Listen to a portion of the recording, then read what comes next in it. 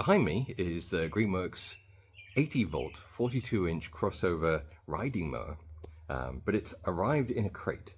So I'll show you first of all how I get it out of that crate, and then show you all about the riding mower itself.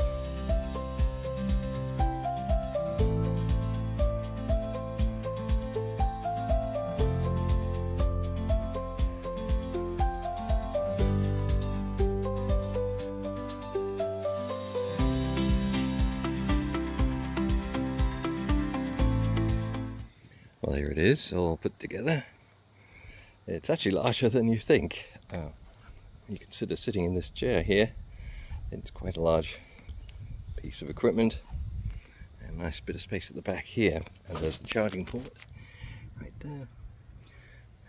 And what we have on the side here is the operating display. I can just turn it on, but I think I need to be sitting first, so I'll do that. On the side here, drinks, and this spot here is for your phone. It actually does hold it quite well. It feels like it's almost magnetic in there. And inside here, two USB ports. They're actually 5 volt, 2.1 amp. Then the standard 2 motors to run the blades down here.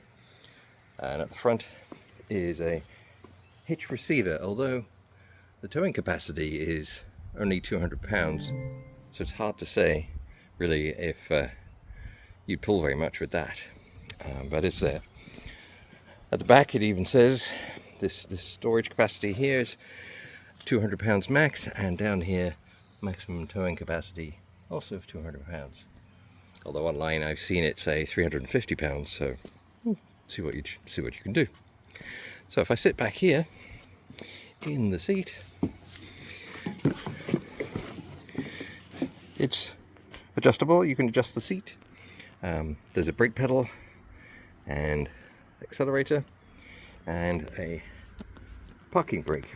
The parking brake's a bit weird actually, because you can unclip it like this, but in order to lock it in place you have to hold the brake pedal down, hold this up and then let go of the brake pedal. Then it'll stay in place.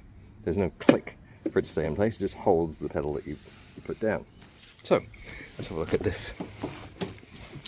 So if I turn this on, you can see it comes up with the display of the current charge. This is actually the charge it came with, which I was impressed with. 55% charge. There's a button to go forward and back, so reverse and drive, and neutral. So there's no button, there's no pedal on the side here to go backwards. You just use the pedal to go forwards or back depending on the setting of this switch. Next to that, the big red button, of course, is the blades. When they're spinning, the button is up and then you push it down to stop them. This button here actually is a special one for safety reasons mainly. If you try to go in reverse while the blades are spinning, the blades will stop. But if you want them to continue spinning, you can press and hold in that silver button and they'll stay running while you go in reverse. Obviously it's not advised, but it's just a safety measure. Down here we have, you can see the brake is on, parking brake is on. There's the speed of the blades. If I press it once, it goes down to 2 green blocks. Press it again, it goes down to 1 green block. Press it again, it goes to 2 and 3. So that's the 3 speeds for the blades. Here is the lights. At the front there are some lights to be able to drive at night if you want to. Then here is a little menu that shows things like errors and warnings, battery information, and language.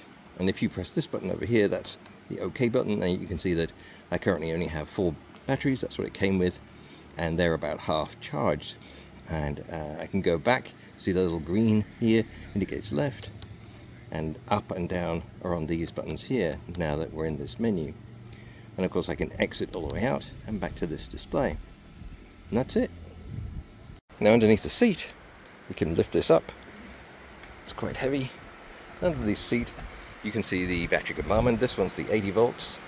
And inside here, you can just lift up and see the 4 batteries I told you about and space for 2 more.